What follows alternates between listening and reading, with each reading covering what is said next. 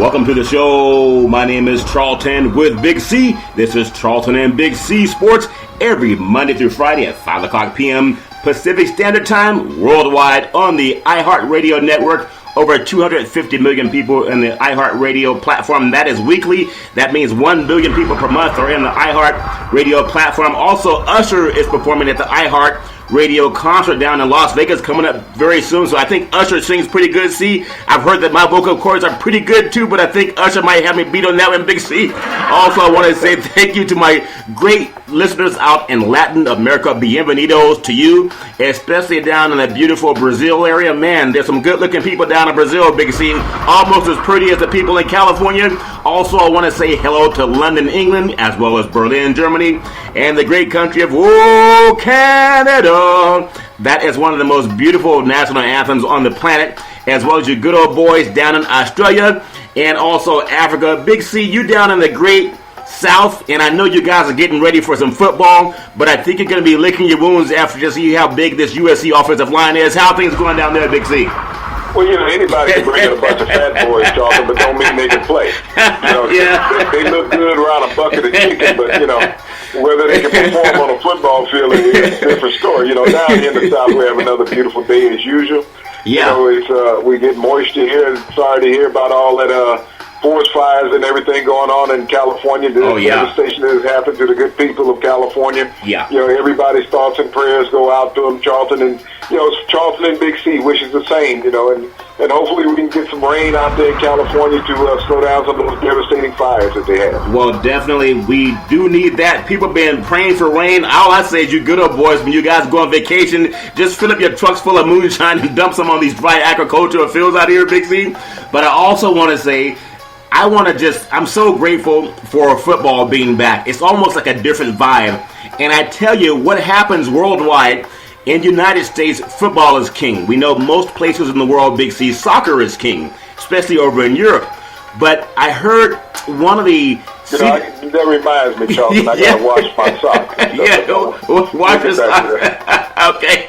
But one of the city leaders down in Los Angeles, they were saying how 90,000 people showed up for the Rams and the Cowboys during the preseason football game. The Rams coming back to Los Angeles for the first time in 22 seasons. And ironically, when Lynn Swann heard that there were 90,000 people in the Coliseum, he was saying, "Where's his money?" He said, "Wait, Lynn, that wasn't USC's game. That's for the Rams." So Lynn, he's got to kick off a game. Yeah, he got to kick off a game first. But Lynn Swann is definitely ready to get his paycheck rolling in. But Big C, we have some football. We have the Olympics going on. We have Phelps breaking records every time he's near the water. And also some talk about Gabby and social media.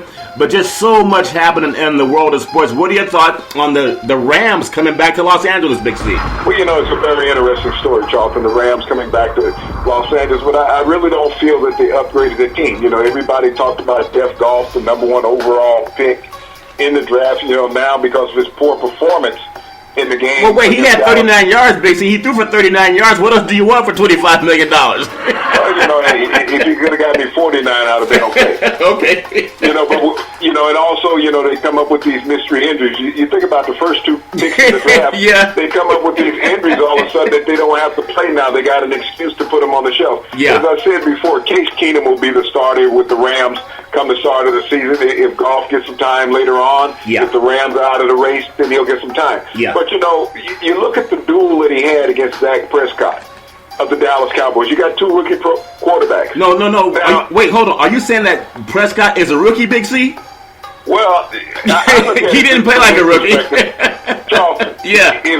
If Jeff Goff had Dak Prescott's numbers, would he be not talked about all day long? The best draft pick ever. All day long. Can't miss, surefire, superstar. That's what Todd McShay and Mel Kiper were saying. Yeah, where are they now? I haven't heard them lately, Big C. Yeah, they've been a little quiet lately talking about Wentz and Goff. They would like to see their opinion now. But Dak Prescott went out, what was he talking, 11 for 13? Yeah, 11 for 13. The guy was a baller. He hit all of his passes. Made big plays, put the ball in great spots, made his receivers come back to it, Big C. And they were so impressed with him, they didn't even talk about him the next day, Big C. 2 touchdowns also, Charlton. Now, you put together Carson Wentz and Jeff Goff's numbers. They did not complete 11 passes. Yeah, but Big C, the problem I have with you is you always talk about the facts. Why can't you just like these guys because they keep telling you should like them, Big C? Can't you just go along with everybody else?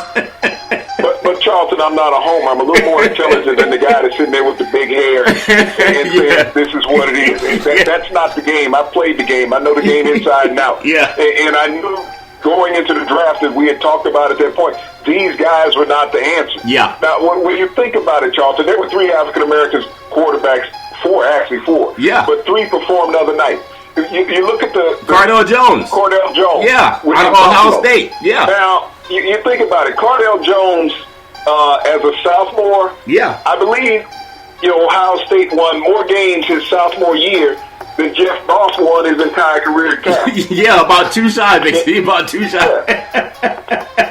And then, as a junior, prior to entering the draft, they went 11-1. Yeah. So when you talk about somebody being NFL ready, Charlton, and producing, what was wrong with Cardell Jones? He's prototypical size. He's 6'5", 250 pounds. Yeah. But what was the knock on him? He's black. That's what he's black. He was black. The same knock that was on Dak Prescott. And both of these quarterbacks, Charlton, threw touchdowns. They threw touchdowns in the preseason, and everybody, the knock against them throwing touchdowns, everybody, they were playing against second and third string players. They were throwing NFL touchdowns. Everybody out there was getting a paycheck and had an NFL uniform on, Charlton. Well, Big C, let me just get to this. I got to bring up something that's so funny because you brought it up first. And this segment is sponsored by your Northern California Cadillac dealers, home of the all-new Cadillac Escalade, the standard of the world. And you can only get it there brand new at your Northern California Cadillac dealer. And when you go down and test drive it, tell them that Charlton and Big C sent you. Big C, I got to bring something up before we get back into the NFL quarterbacks. I was just looking at the ESPYs again because I recorded it on my DVR, and Charles Barkley was sitting there. He also had Reggie Miller. What's a DVR? Well, it's some electronic thing that they told me about, Big C. But the funny thing, yeah, kind of like that. I don't even know what a VHS is, Big C. I'm young school. But Charles Barkley was saying that every time that I think Kenny the Jet Smith says every time there's a sponsor showing up, he wants to get a new product from that sponsorship. So he thought that because Cadillac was sponsoring the ESPYs, he thought Cadillac was going to give away a new Cadillac to everybody. But I think it's the one with that raccoon blood that you traded in on your lease exchange. Well, not many people want that now, though. Okay. Well, Kenny the Jet Smith, he'll take it, Big C. But funny thing, and I do want to give you some props here because, I love sports. I love talking sports, but I refuse to be a sycophant. Ironically, ESPN, they said their viewership is down because they don't have a lot of guys who are intellectually intelligent enough to talk about more than the score. That's in the Associated Press today. And you've been saying we're tired of having talking heads who are just scoreboard readers. I mean, you can go to the game and read the scoreboard, but can you tell stories? So I want to congratulate you on that, Big C. Also, when you talked about the NFL draft coming up, that ESPN spent about 5 days telling us who's going to be the great white hope, and they picked 2 guys that were not even great in college. And now that they played against NFL-type competition, you've been validated and vindicated all along because you're one of the only guys in media that were saying these guys are not ready. Now I see a whole wagon train of media guys on TV saying, well, maybe they weren't ready. Big C, you said that 5 months ago. Your thoughts? Well, Charlton, you think about it. Carson Wentz got hurt being hit by an NFL strong safety. Okay? In preseason. Not even a linebacker on lineman, strong safety. This is a guy who covers people, covers receivers and tight ends. And so he could not even withstand the hit of them. What's going to happen when he gets hit by several defensive linemen? It'll be 2 years before he's in the lineup in Philadelphia. And people are going to be wondering what's wrong. He's not ready. He's not ready. He never was ready. Defense. He ran for more yards in the game than what he threw for. Yeah, that's funny. And that meant that he was kind of scared. He didn't recognize things. When you got a quarterback in the NFL that's running for more yards than what he's passing for, you have a problem, Charlton. You have a guy who does not recognize coverage downfield. He doesn't trust himself, and nor does he understand what the receiver's doing. Okay. So that's what you have in a guy coming from a Division III school. Yeah. Jeff Goff, Charlton, there's just no answer for him. Yeah, he threw a lot of yards in college, okay? Yeah. But what was he doing his entire college career? In the shotgun, falling behind. Throw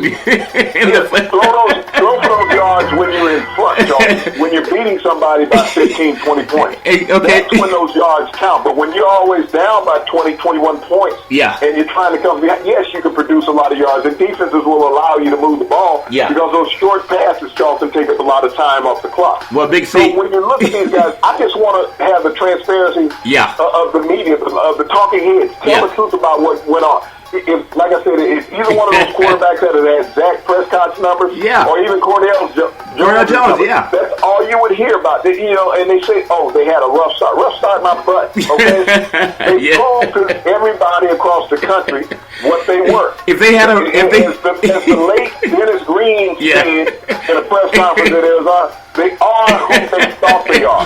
Nobody. If they having a rough start in the first game of preseason, what's going to be like in the second week of the regular season, Big C? And also, I want to say that this segment is sponsored by United Labor, guaranteed life insurance up to $100,000. And we're also endorsed by the American Cancer Society and the American Heart Association.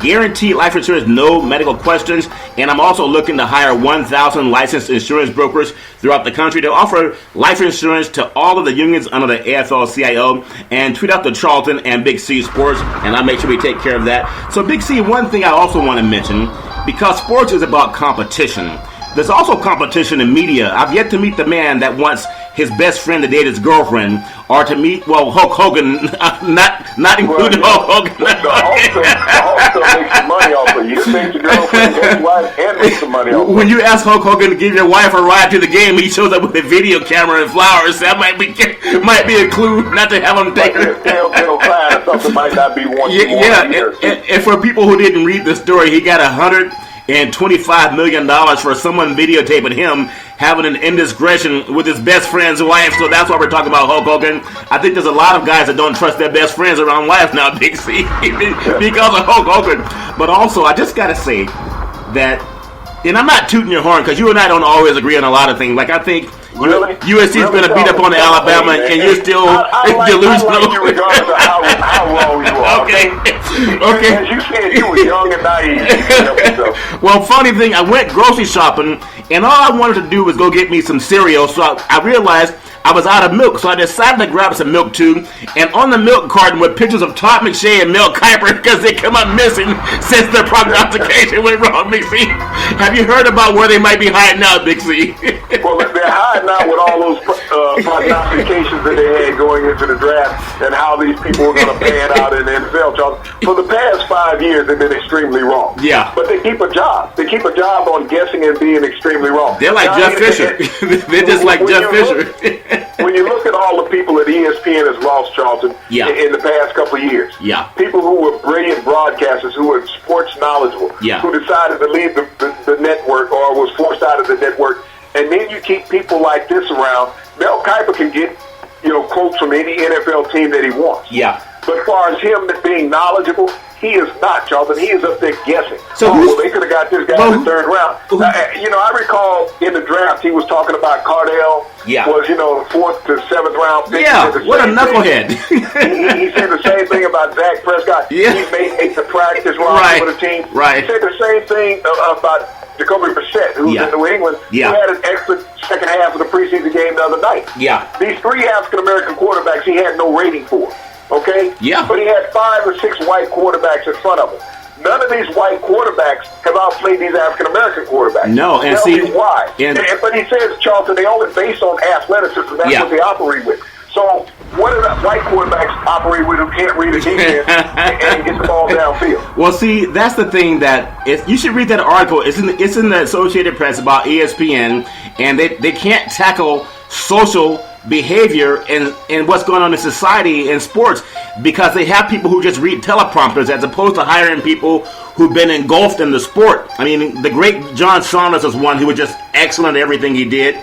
So God bless him and his family. Mike Tirico. Tom Jackson. Yeah. The late Stuart Scott. Yeah. All of these people who were athletic and sports knowledge, because John Saunders played hockey. Yeah. Tom Jackson, football. Stuart Scott was an athlete growing up, Charlton. Yeah. Mike Tirico was very knowledgeable about the game, educating themselves. So those African Americans are gone off the network. They're all. It's we like can the talk about insight where players wanted to talk to them because they look like them. Yeah. Okay, so they would give them insight. ESPN has lost touch with that. You can't hire a bunch of women, and I'm not being sexist, and ask men to talk to this woman in a confidentiality statement. Yeah. Because when I played, female reporters came to the locker room. It was a very odd feeling having them in there. I'm not saying that these women are not credible, right? But it's a very odd feeling. And I always ask the question: why do they not let male reporters in a female when the women are naked? Locker room, yeah, when the women are naked. Basketball players' locker room, but they allow that to come into men. Yeah, they should have at least where you got to be dressed. I remember when I first started doing my games back at the Coliseum in Oakland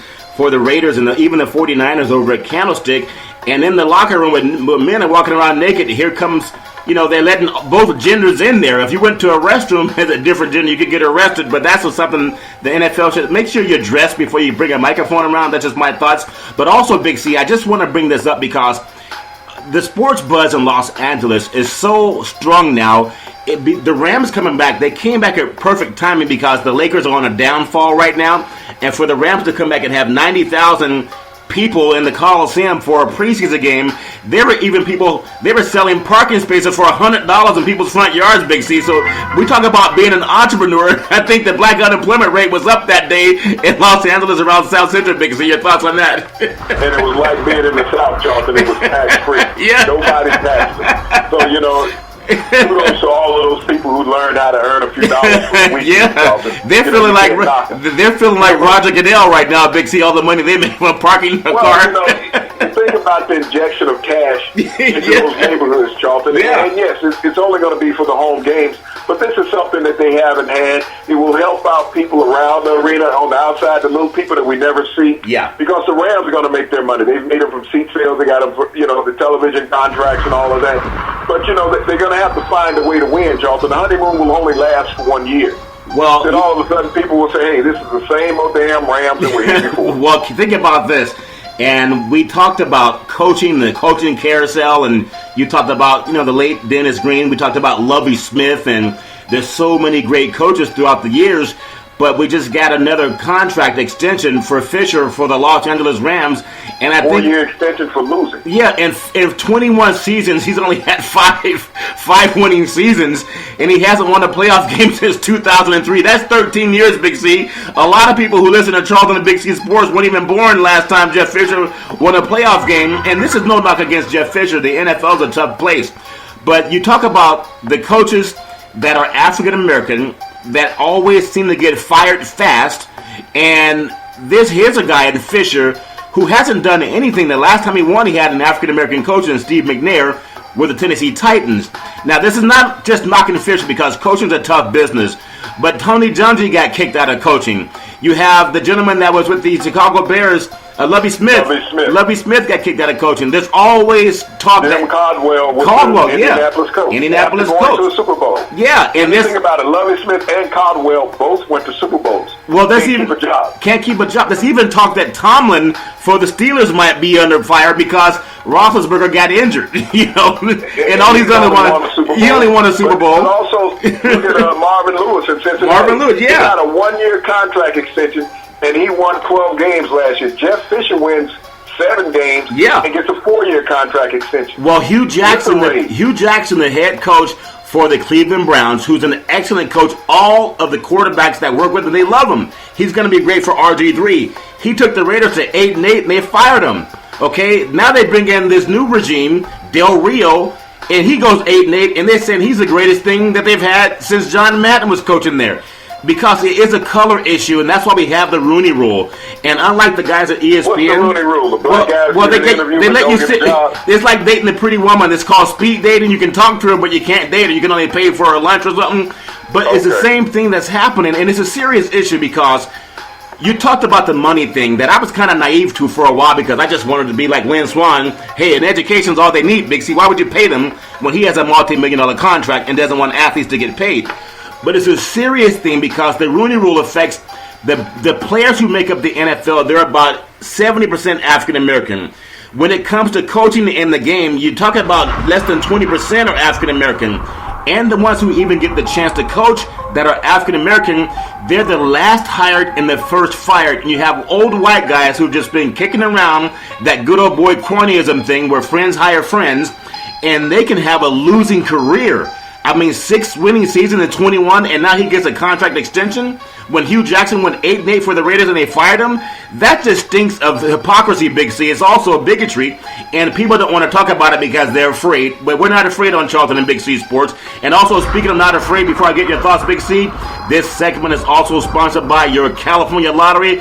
What can a buck do for you? I keep saying it, Big C. I keep seeing in my dreams I'm sleeping on a bed of money.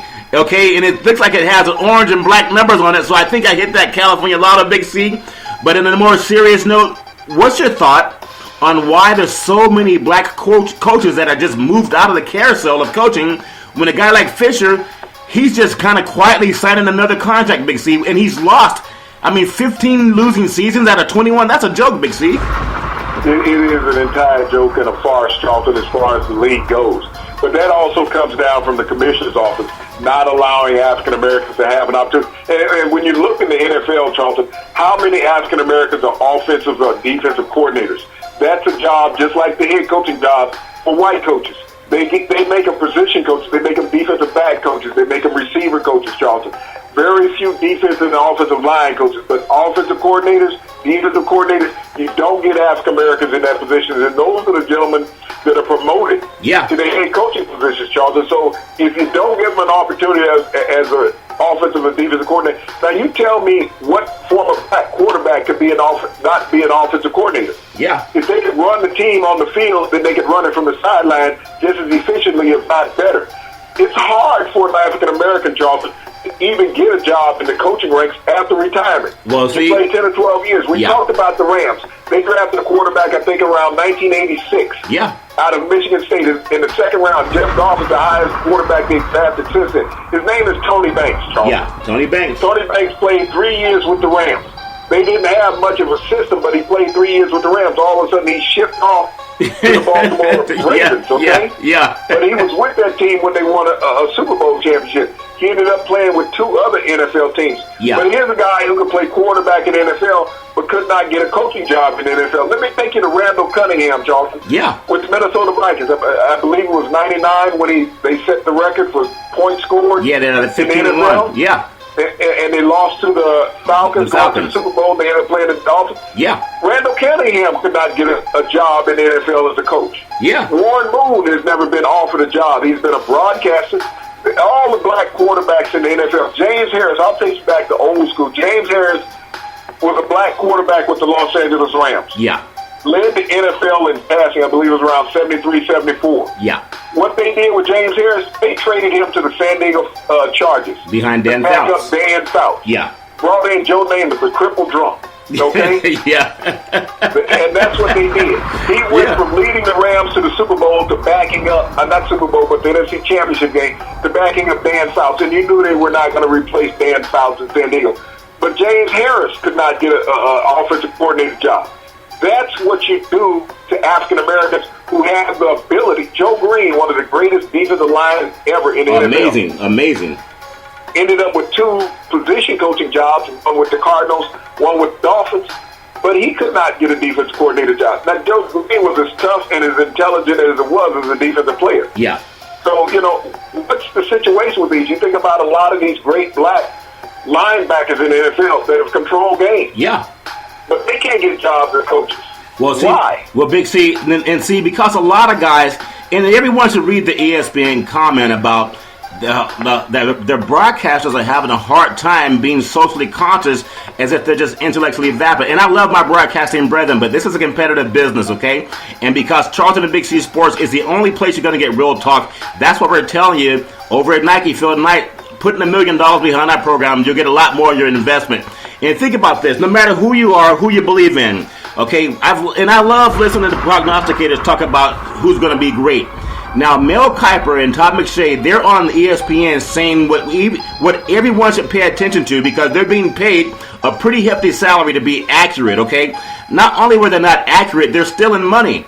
Okay, unless you want to keep your head in the sand, we've been telling you all year long that you look at Cardale Jones out of Ohio State All he did was run over Alabama and everybody else they played. He could throw the ball flat-footed 64 yards, Big C. And you look at also Prescott, another guy out of the SEC, had a dominant game for the Cowboys. We were pumping these guys all along, but they're black men, and the NFL still wants this white quarterback mentality. And this is a fact, so let's not say it's not real.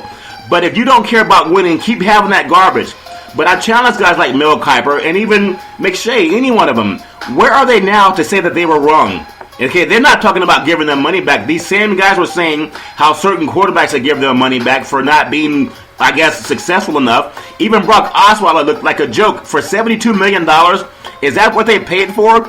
And I'm just bringing it up because you have a guy, the Buffalo Bills, and I think they're closer to Canada than any other team in the NFL. But right on the border. Right on the border. And the Buffalo Bills have 3 great quarterbacks that could probably start if they were given the same kind of money and attention that Jeff Goff got and that Carson Wentz got for not being nearly as good. So it is a race thing when it comes to that. And I know most people are afraid to talk about it, but we're not afraid. But I ask every GM to at least be realistic about it. Look right there in the area. Blaine Gabbert. Yeah. As I told you the other day, I said he was playing himself out of a job. Yeah, he was horrible. Colin Kaepernick looked great. You know, yeah. Blaine Gabbert couldn't figure anything out. All he did was enhance Colin Kaepernick's opportunity because they gave him an opportunity to go out and win the game, win the position. And he couldn't handle it. He looked no better, Charlton, than Jeff or Carson Wentz. He completed 40%. He's a 5-year NFL player. He completed 40%. As the rookie. 40% pass completion, and they're saying, well, the receivers have to find the timing with the quarterback. 40% pass completion. You don't get a job if you can't even hit 55, 60%. 40%, they defend him. With the number 1 team all training camp. Yeah. At what point did they figure out that he's skittish? And once again, you had a quarterback who ran for more yards than what he threw. Well, and you know, they talk about black quarterbacks over these. Oh, well, you know, it's their athleticism. They're more inclined to run than they are to stay in the pocket. Well, I've seen that from 3 white quarterbacks, Charlton, in the first couple of preseason games. Yeah. Okay? I've seen Jeff Goff running. I've seen Carson Wentz running. And I've seen Blaine Gabbert running.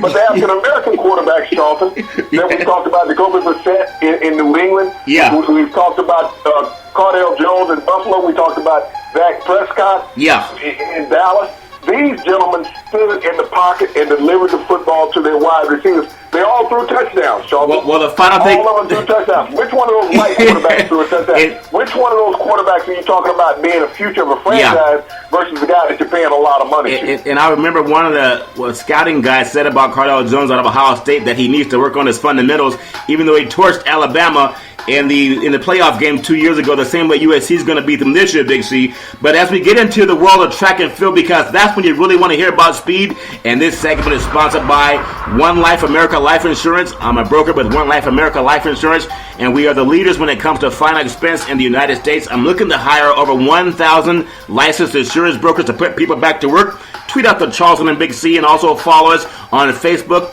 And you can also listen to us on the iHeartRadio network every Monday through Friday at 5 o'clock p.m. Pacific Standard Time. And we are worldwide. So, Big C, when you talk about being worldwide, and we know we got Gatlin that can run, but this gentleman by the name of Usain Bolt, it's a shame that he's not playing in the NFL because I remember the Raider days when they had I think it was, they would just throw deep. It was Blanda. They also had Cliff Branch.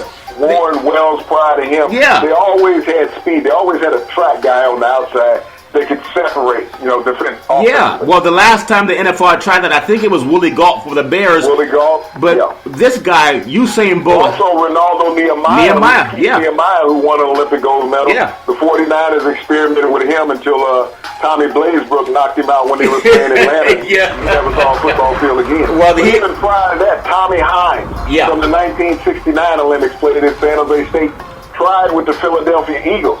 So, but Bob Hayes is the most successful Olympian ever, Charlton, with the Dallas Cowboys. Yeah. He won a gold medal in the Tokyo Olympics in 1960, the same Olympics that Muhammad Ali. Man, you go way back. You must have had an extra dose of moonshine tonight. But was it on the rocks, Big C? Was it on the rocks tonight? It was on the rocks. I'm relaxed. It's coming out, Charlton. It's flowing. Okay. Bob Hayes should have been in the NFL Hall of Fame long time ago, Charlton. Yeah. Bob Hayes, when he left, was one of the top 5 receivers in NFL history. Yeah. But for some reason, the committee has found the reason not to allow him in, Charlton. Just a shame, just an embarrassment once again by the NFL Hall of Fame selection committee. Well, Big C, I love hearing your talk, but when you get into the football talk, it's like you remind me of the great Billy D. Williams when he said, "Don't let the smooth taste fool you," and that's how you feel about your moonshine, Big C. But you're rolling. I want to ask you, Usain Bolt running a 9.81. He beat Justin Gatlin again. I mean, is there any chance for him to come back and run in 4 more years, Big C? Your thoughts on Usain Bolt? Well, Charlton, I thought it was me running down that day. I mean, driving beside that deer in my Escalade, you know. You know. That's the one that Charles Barkley wants to get for free from Cadillac, right? But, when you think about Usain Bolt, the most exciting 10 seconds in sports. Yeah. The wonder of being an Olympic champion, for the next 4 years, you're classified as the world's fastest man. Yeah. And we know the esteem that brings, being the world's fastest man. Carl Lewis did it many times. You know, the late Jesse Owens, who set the precedent as far as being the world's fastest man, and Bob Hayes, we talked about the late Bob Hayes, the Dallas Cowboy. Yeah. And during his football career, he was known as the fastest man in the world. Yeah. And that was a great analogy to have. But Usain Bolt, 3 consecutive Olympics, Charlton. This man is just phenomenal. Yeah. When you sit there and you look at him, I believe he's about 31 years old now. Yeah. But, what he does on the track, I mean, this is the moment in the Olympics that everybody had waited on.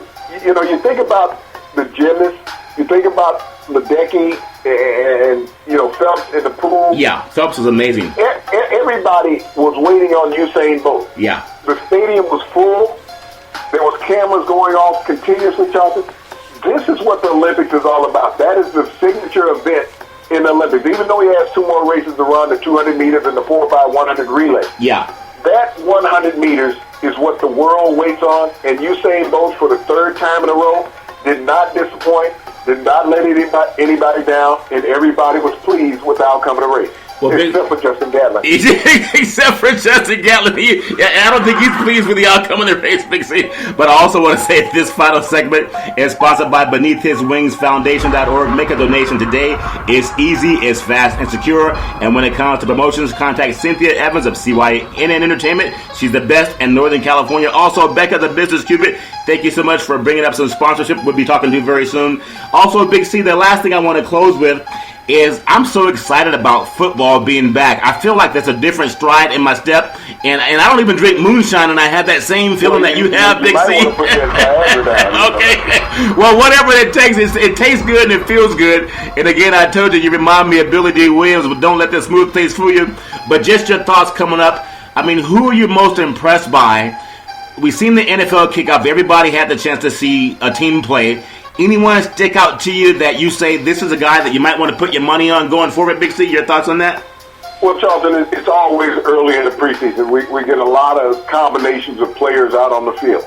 But, we talked about the African-American quarterbacks. I don't expect any of them to start, Charlton. Wow. But I think teams have to be real secure with what they have on their roster with these guys. Yeah. They'll start one of those white quarterbacks before they start one of these African-American quarterbacks. But, the thing about it, I'm proud that they proved themselves in the first week of the preseason. Yeah. That they did not come out and make a mockery of themselves. You're talking about Jones, Brissett, and Prescott. Yeah. All of these gentlemen came out and completed over 60% of their passes, which is what you expect of an NFL caliber quarterback. They led their teams up and down the field in methodical marches, Charles. Yeah. But when I look at these guys that they put all the emphasis on, Goff, Wentz, and even the kid in Gabbard in San Francisco, a 5-year veteran. All of these quarterbacks, Charlton, were under 55% passing. No one threw a touchdown. And they're praising them. Well, they threw for 39 yards. They threw for 46 yards. They threw for 49 yards. Okay? You're talking about 49 yards. Robert Griffin threw that on his first pass in Cleveland. Right. It was a 49-yard completion. So Robert Griffin, an African-American quarterback, ate up what they did in their first pass. Yeah, okay? and see, it's so blatant, too, because I remember we had this thing about Cam Newton saying that he takes some criticism. It's not about color. Maybe it's not, but he's in the Bible Belt.